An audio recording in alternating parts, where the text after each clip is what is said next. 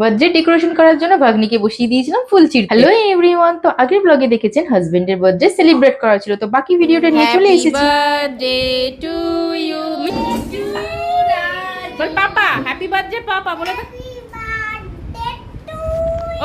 আনন্দ তো খুবই হচ্ছিল হাজবেন্ডের বার্থডে সেলিব্রেট নিয়ে, কিন্তু মনটাও খারাপ হয়ে যায় কারণ সেদিনকে হঠাৎ করে ছোট ভাগনাটা খুব জ্বর। তবে সবকিছু জোগাড় টোগাড় করে রান্না বান্না কমপ্লিট করে উঠতে অনেকটাই বেলা হয়ে যায়, অনেকটাই দেরি হয়ে যায়। তাড়াতাড়ি থালা সাজিয়ে ডেকোরেশন করে দিই, কারণ শাশুড়িমা সকাল থেকে না খেয়ে আছেন, যতক্ষণ না ওকে পায়েস খাইয়ে দেয় ততক্ষণ শাশুড়িমা কিছুই খাবেন না। তারপরে শাশুড়িমা ফোঁটা দিয়ে পায়েস খাইয়ে দেন, একে একে সবাই পায়েস খাইয়ে ওকে গিফট দিয়ে থাকে। এই সুযোগে আমিও একটা গিফট পেয়ে যাই শাশুড়িমার কাছে। গিফট গুলো পেয়ে ওর আনন্দ যেন ধরে না। আর তারপরেই হচ্ছে কেক কাটার পালা। Birthday to you, happy birthday. যখন থেকে বলা হয়েছে পাপার বার্থডে হ্যাপি বার্থডে বলো, সেই থেকে ছেলে আর বন্ধ করেনি, কন্টিনিউ বলে যাচ্ছে happy birthday to you, happy birthday to you. আর তারপরে তো কেক খাওয়ার পরে কেক মাখামাখিরও পালা শুরু হয়ে যায়। তারপরে আমি ওকে একটু কেক খাইয়ে মাখিয়ে দিই, আর আমার কেক মাখানো দেখে দাদা ভাই ফুট করে ভয় পালিয়ে যায়।